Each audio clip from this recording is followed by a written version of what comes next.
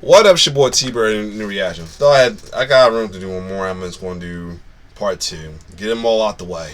So, still going to be trying to look away. So this is Silent Night, Deadly Night Part 2 Kill Counts from Dead Meat. First one was a little cheesy as hell, so no telling how the I mean, sometimes it gets a little cheesier through the years. So without further ado, let's see part 2. It came out in 1987. Welcome to the Kill Count, where we tally up the victims in all I our might favorite horror upload movies. these I'm James tomorrow Anthony, morning. And today we're looking at Silent Night, Deadly Night Part 2, released in 1987. This is one of the more interesting movies I've covered here on the Kill Count, mostly because of how uninteresting it is. Because yes, even though this is the movie that gave the internet its favorite municipal trash collecting meme, Carpet Day! No! The entire first half of it is just a cut-down version of the first Silent Night, Deadly Night. And that's not an exaggeration. It's not until literally 40 minutes in that this movie's own story starts properly. And that's why I'm releasing this on a Saturday instead of taking up a usual Friday release slot. I just feel like that wouldn't be fair to y'all. Apparently the filmmakers were given shit for a budget and told to just re-edit the original and pass it off as a new sequel. It'd basically be a way to make free money. What? Style. But director Lee Harry demanded to film at least something for a new story, and so we got what's essentially a 40-minute highlight reel of part 1 and a low-budget 50-minute short film for part 2. I'm not gonna count all the deaths from the recap part because we already counted them in the first film's kill count, but thankfully Billy's little brother Ricky manages to score some new kills for himself. Let's find out how many. So his little brother, okay. The movie begins with some dad shoes tap into a title card. Also, if you're wondering why this movie footage looks like poop, it's because the Blu-ray doesn't come out until December 11th. DVDs are not HD, they're 480p. People forget that a lot. The man boy wearing them dad slippers is Ricky Chapman, Billy's brother, who we saw as a baby, a young boy, and a slightly less young boy last movie. Now he's 18 and played by Eric Freeman, who is gonna fucking show you something in this movie. Right now he's getting ready to record a podcast though, with this dude Dr. Henry Bloom. This mental institution interview will be the movie's framing device as it regales us with the story of Ricky's brother Billy Chapman, who, if you'll remember, had a pretty tragic tale. And mine isn't? I don't know, Ricky. I haven't heard your story yet. Ricky yells at Dr. Bloom aggressively and sits in his chair like a cool guy, but Dr. Bloom's unfazed. He's here to hold and forward it up and get Ricky's life story, beginning by asking him who killed his parents. Santa Claus. And so glad I did watch it back to back because they kind of go too much together. I don't know what made him stop. Actually, I do know what made him stop. You realize pretty quickly how extensive this recap is going to be, and thus how pointless it is to watch this movie. Am I wasting your valuable time? Yes, yeah, man, kind of. I already wrote an episode on the first movie. I don't want to have to do it again. Do you know how hard it is to come up with new jokes? The recap is painfully drawn out, with not nearly enough interjections of style from the framing device. She was naughty. Or Eric Freeman's batshit line delivery. I don't sleep. During the check-ins we have with Ricky, we learn that he blames Mother Superior for what happened and is pretty much a believer in his brother Billy's crusade. Was Billy being naughty? No. They were naughty. But man, oh man, you know this recap's just padding for time when you have to sit through the Linnea Quigley scene and the fucking sledding scene all over again. It's obnoxious. Really? Well, maybe we're just jerking off here then. No, I wasn't, though that'd probably be a better time than sitting here watching this recap. 40 minutes into this quote-unquote movie, we finally see the end of the original Silent Night, Deadly Night. Naughty. Whoa, did that kid always sound like that? Very naughty. That's a different a different kid. But if you had absolutely fallen in For the love first with one. Eric Freeman's voiceover, don't you worry your pretty little head, because he's still got to tell us all about his life after he left the orphanage to live with a new family. The Rosenbergs. They definitely did not get involved with Christmas. The Rosenbergs proved to be a good pair of parents for young Ricky, seen here played by a fifth actor. But 5 years after adopting him, Mr. Rosenberg died. And guess what? What? That hit me pretty hard. Aw, I'm sorry, dude. I'm still gonna have to throw old Pops on the count, though, due to a precedent I set in Curse of Chucky. If it's a character we've met before and then we jump to their funeral, I'm accounted. But, you know, condolences and all that. One day, while a sixth actor playing Ricky was walking around in a field that production could afford to shoot in, he came upon a couple, Eddie and Paula, having a picnic That's in the six. grass. Look older. He almost look older than the Ricky that's playing. That's doing the interview. No, and he reacts by pinning her down and ripping her shirt open. That's enough to give Ricky flashbacks. You know, flashbacks to a scene that happened when he was a baby. And not Eric Freeman Ricky doesn't like that one bit. Naughty. And so after Eddie goes to get a beer, Ricky appears in the driver's seat of his Jeep and kills the gropey naughty boy. Oh shit! He ran him over. Backs up to get him. Oh! And as Paula watches, gives Eddie a few more once-overs with the vehicle for good measure. How's he looking there, Rick? Good and dead? Great work. Paula avoids Ricky's wrath by thanking him for the homicide. Thank you. So at least she didn't get killed, I guess. That's an improvement. Back to our framing device. What do all those notes you're taking say about Ricky, Dr. Bloom? Oh, Red car. Good point. Ricky tells the doc how 3 years later, finally as Eric Freeman, he got a job loading dumpsters and one day came across a back alley confrontation instigated by a dude named Rocco, because of course. I don't know if it's Rocco's beatdown of a deadbeat or the red hanky he pulls out for his whoop-ass sweat, but somehow Ricky gets set off again to the point that he's throwing Rocco into a bunch of basura. Garbage day is a very dangerous day. Ricky grabs Rocco and then an umbrella from the trash can, and with one declaration of naughty, kills the wallaby. Oh, and then he opens the umbrella too? That little bit of flair elevated this kill from good to fucking great, Ricky. Oh shit, and then it starts raining and the umbrella dry kinda? Hell yeah. Dr. Bloom is finally scared straight of Ricky since the I know that's right, shit. Anywhere in Ricky's records. Then they play a fun word association game. Punishment.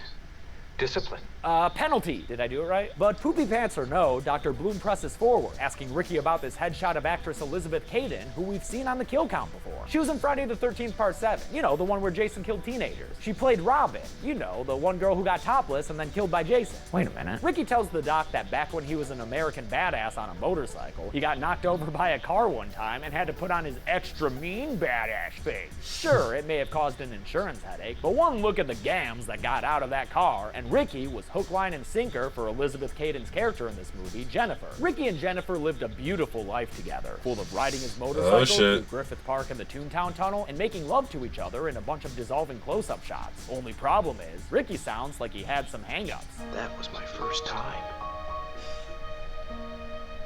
I thought it was Jennifer's too. Oh god, he's one of those. The two of them go to a movie theater where there's an annoying jerkwad in the back row. Let's go! Start the movie! By horror movie law, you know that dude's gonna get it. But first, hey Jenny, what movie are y'all here to see? Oh, it's great. It's about this guy who dresses up like Santa Claus and kills people. What? I'm holding you up, asshole. What? That's Silent Night, Deadly Night 1. You know, the first movie, the one that Ricky is in? The one that we spent 40 minutes recapping at the start of this? What the fuck? This movie's so bogus. Yeah, dude, you said it. Ricky runs out yelling punish, and Jennifer gets a visit from her bleach blonde mulleted ex-boyfriend. Chip. Yuck. Well, Chip asks Jennifer if she can help finish bleaching his sideburns. A few rows back, Ricky pays the theater jerk a visit in a shot where, whatever, at least they try to have some fun with it, I guess. Naughty. The guy gets killed in a cartoonish way by Ricky behind some seats. Yo, where does pissed off looking friend go though? Is that dude an accomplice to murder now? Chip leaves Jennifer and then, hey, what do you know? Ricky's back. I'm beginning to like this picture. Well, that makes one of us. Sometime later, Ricky and Jennifer are walking through a suburb when they find the chipster working on his car. He grabs at Jennifer's arm and mentions all the sexy times they had before, which turns Ricky into a veritable grumpy cat. That's enough. That's what she said when I fucked her brains out. Oh, shit.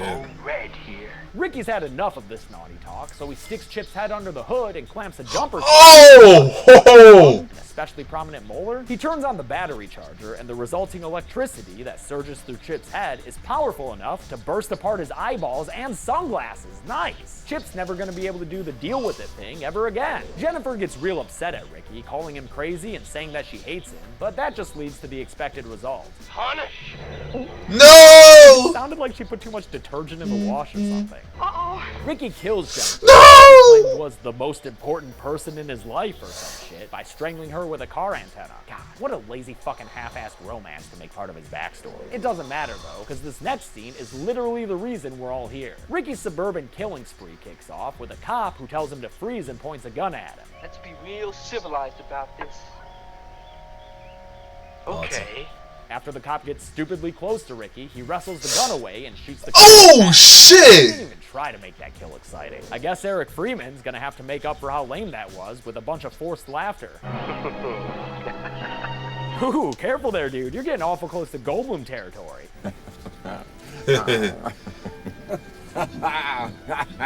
Ricky goes on a shooting spree, first targeting a football fan outside with a beer in his hand, and then, of course, in the kill you've already seen, a dude taking out his trash. Garbage day! Huh? No! Damn! How you go through the trash can like that? Pistol spin before? Like, maybe you have. I don't know if that was part of the meme or not. The final kill here occurs after Ricky shoots a car driving down the street. Bingo! The car flips on its side, narrowly avoiding that gunman, and then tumbles into a finish where it just blows straight the fuck up. Oh man, hey movie, you're not Lethal Weapon. Calm down with the obvious stunt scene. Cars don't frickin' do that, man. Ricky winds up at a police barricade where he can't help but give more of that awful, awful laugh. Really? Knowing the jig is up, he raises the gun to his temple while the cops shout out generic phrases to try to talk him down. No! It's not worth it! Don't be a fool! Don't do it! Don't kill yourself! But when Ricky goes to pull the trigger, Lady Fate intervenes and steals the last laugh for herself. No more bullets. But apparently, Ricky doesn't need bullets to kill people, as he somehow managed to strangle Dr. Bloom to death while he was regaling the audience. Holy shit! See, this is why we made the switch to digital. No tape for people to get killed with. Ricky's first action as a free man is to murder one of those charity Santa Clauses off screen. He's got to look the part when he calls and harasses Mother Superior, after all. Santa's back! Thanks, Charity Santa, dude. This movie wouldn't really fit the whole Christmas theme I'm doing here without that outfit. Although it looks like Ricky left the beard. Aw, he'll be like a little boy Santa. Mother Superior lives by herself after suffering from a stroke, which for some reason, what, are they saying a stroke did that to her face? She's still an old curmudgeon, though, complaining about parades on TV and kids having fun outside. Lighten up, lady, it's her main man's B-Day. Ricky gets to her house, which has an extremely unlikely address, and kicks down the door to let himself in. She tries to barricade him out of a room, but dude's got an axe and this is a horror movie. Let's see what kind of Jack Torrance riff they do. Oh, there you are! Oh, F- for that one, and that's not even a real grade. Eventually, La Madre Superiora tries to bluff her way out of the situation, saying Ricky must be punished like his naughty brother Billy, but he basically tells her whole damn system to fuck off. Naughty this! With that, he kills her off screen, and after the cops arrive at her house, thanks to some nun intelligence, they find her dead in her wheelchair, apparently having— Oh, shit! I'm feeling pretty wiped out right now, guys. Could you just imagine I made a great joke about her being the head of an abbey or something? Why they When Ricky steps out with his axe, he gets shot by the police there. Not once or twice, but 3 times. He's out. Out through a back patio door, that is. But don't get too excited, you stupid bastards, because the movie ends with this fuck opening his eyes, guaranteeing one more stupid sequel surrounding Ricky Chapman. Will half an original movie only give us half the kills? The math checks out, but let's double check the numbers. Garbage day! 13 people died in Silent Night, Deadly Night Part 2, which is actually the same number. Tell me that's not Rocco. Tell me that's not supposed to be Rocco from Rocco, like outline right there. Hold up. Hold up. Who he's counting as a Rocco? Stop. Hold up. Not the... Who he count as Rocco, though? Hold up. Oh, because dude name's... That was funny for that one. He'll mess for that one. Number as its full-length predecessor. The victims included 10 men, 2 women, and 1 motorist of an indeterminate gender, giving us this not-so-festive pie chart. Seriously, what's the gray stuff? Is it delicious?